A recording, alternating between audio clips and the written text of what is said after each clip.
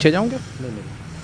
एक supreme court ने निर्णय जो है एएमयू के लिए दिया हुआ है और उन्होंने पुराना आदेश पलट दिया है। क्या मामला है, आप इसको किस तरीके से देखते हैं? सुप्रीम कोर्ट की एक 7 जज बेंच ने परसों 1967 की जो अजीज़ बादशाह का जजमेंट था उसको ओवरटर्न करते हुए माइनॉरिटी इंस्टीट्यूशंस आर्टिकल 30 में जो उनको प्रोटेक्शन मिला हुआ है अनुच्छेद 30 भारतीय संविधान का, उसके क्या मापदंड होंगे ये तय किया है। और ये चीफ जस्टिस डॉक्टर चंद्रचूड़ इस बेंच को हेड कर रहे थे। और ये पूरा जो इशू है वो ये है कि 1920 में अलीगढ़ मुस्लिम यूनिवर्सिटी वजूद में आई, जो कि पहले MAO कॉलेज के नाम से जाना जाता था, और उसको एक 20-30 लाख रुपए का कॉर्पस फंड इकट्ठा किया उस वक्त के नोटेबल लोगों ने। और उसके बाद उस वक्त का जो इम्पीरियल लेजिस्लेचर था उसने एक एक्ट पास करके AMU को इनकॉर्पोरेट किया। उसके बाद 1951 और 1965 में इसमें अमेंडमेंट्स हुए इस एक्ट में, जिससे कि AMU के एडमिनिस्ट्रेशन में बहुत से बदलाव किए गए आज़ादी के बाद।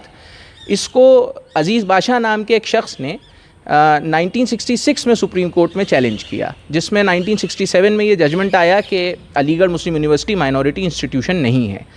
उसके बाद 1981 में तत्कालीन इंदिरा गांधी सरकार ने एक अमेंडमेंट पास करके AMU का माइनॉरिटी स्टेटस रिस्टोर किया और अजीज़ बादशाह जजमेंट को इन अ वे नलिफाई कर दिया।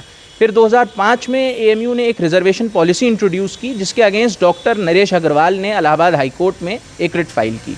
और उस रिट में इलाहाबाद हाई कोर्ट ने अजीज़ बादशाह के जजमेंट की बेसिस पर उस 1981 के अमेंडमेंट और 2005 की उस रिजर्वेशन पॉलिसी को खारिज कर दिया। उसके अगेंस्ट AMU ने और भारत सरकार ने सुप्रीम कोर्ट में अपील्स की, और भारत सरकार ने अपनी अपील 2016 में वापस ले ली। अब जो डिसीजन आया है परसों, वो एक 3 जज बेंच थी सुप्रीम कोर्ट की जो पहले उसको हियर कर रही थी मैटर को, लेकिन क्योंकि अजीज़ बादशाह का जजमेंट 5 जज बेंच का था, कोरम ज़्यादा था, इसलिए उसको लार्जर बेंच को रेफ़र किया गया। अब इस लार्जर बेंच ने अजीज़ बादशाह के जजमेंट को ओवर रूल करते हुए मैटर को वापस 3 जज बेंच को भेजा है, उन मापदंडों के आधार पर यह तय करने के लिए कि AMU माइनॉरिटी इंस्टीट्यूशन है या नहीं। और सबसे ज़रूरी बात, वो मापदंड ये हैं कि कोई भी अल्पसंख्यक शिक्षण संस्थान किन हालात में वजूद में आया, उसके फाउंडर्स का क्या विज़न था, उनका क्या आइडिया था उसके फाउंडेशन का, वो देखा जाएगा। और अगर कोई आज़ादी से पहले का अल्पसंख्यक शिक्षण संस्थान है तो उसका ये